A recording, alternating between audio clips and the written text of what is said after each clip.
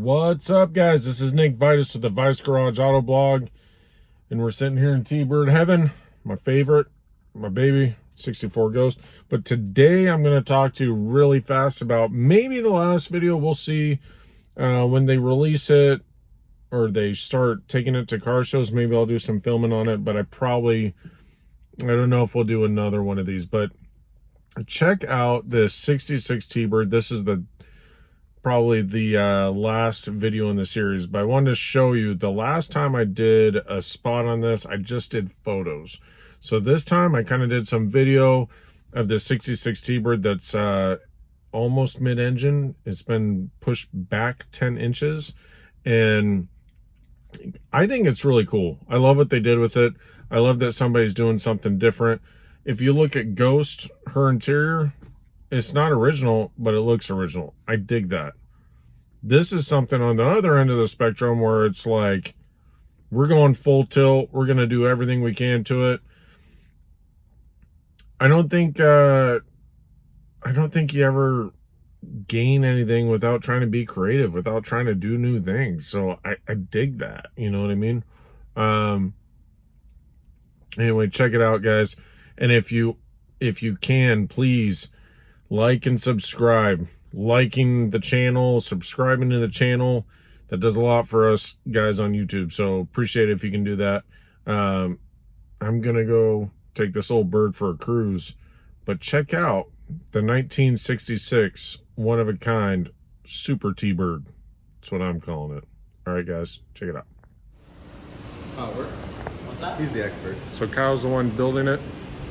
Explain how this works. Give us a rundown of what you're building. So it's a 428 FE motor. Back in the day, they built all sorts of different configurations of headers, and they found out that 180-degree headers, which are these.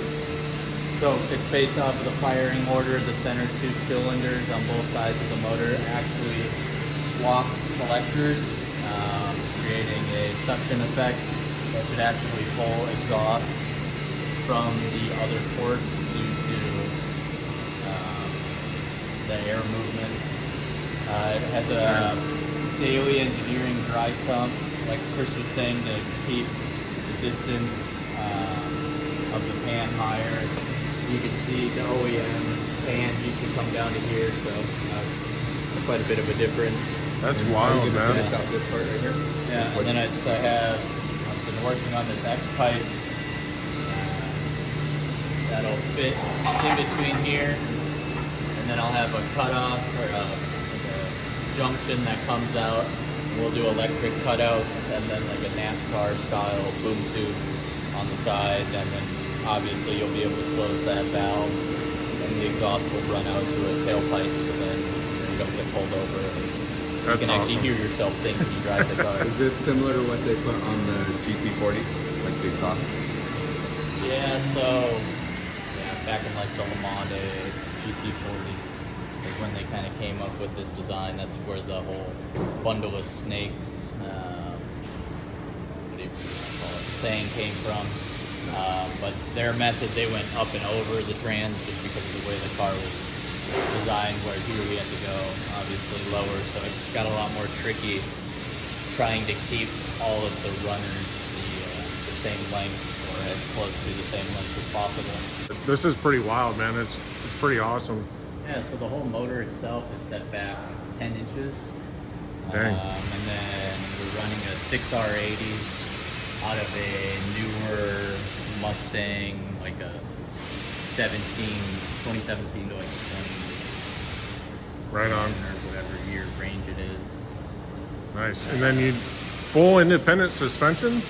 Yeah, so both the front and rear suspension are from Hydes. Oh, right on. So it's actually, like, these kits aren't made for a 66 Thunderbird. I think the front is from like a Nova of whatever generation, or maybe the rear is. I forget exactly what model it was for, but we just, Right on.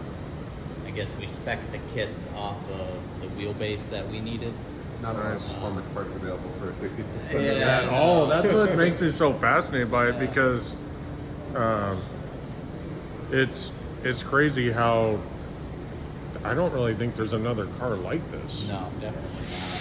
So, And then as far as like the superchargers, we'll have a water to air intercooler. damn. And then we actually have a low temp radiator behind the AC condenser. So the water that goes through the intercoolers that cools off the air going into the motor, then will run through the radiator back here, cooling off the water, kind of just like your normal cooling system.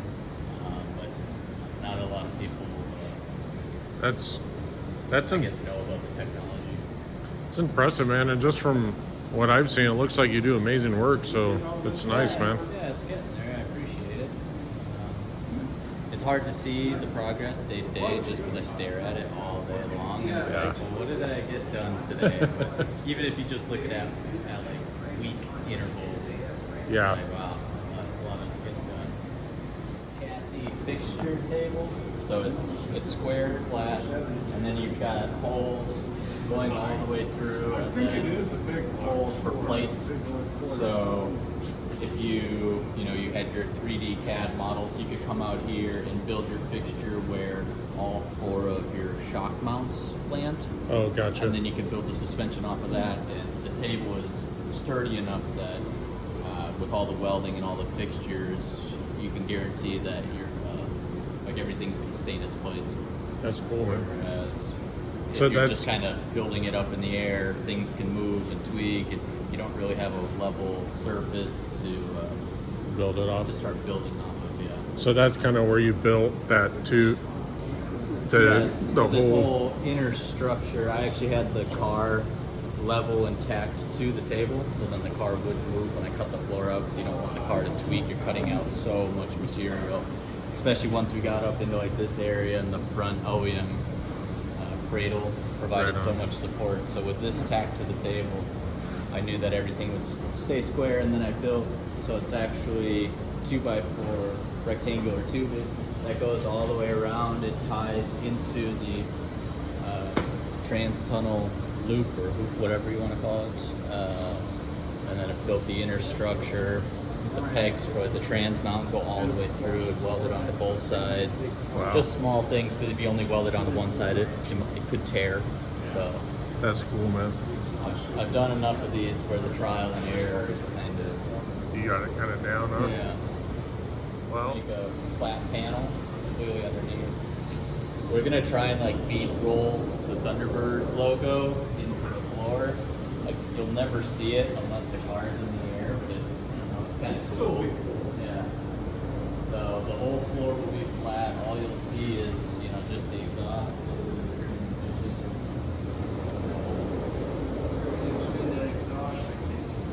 Yeah, so I just got done tacking together the extra pipe.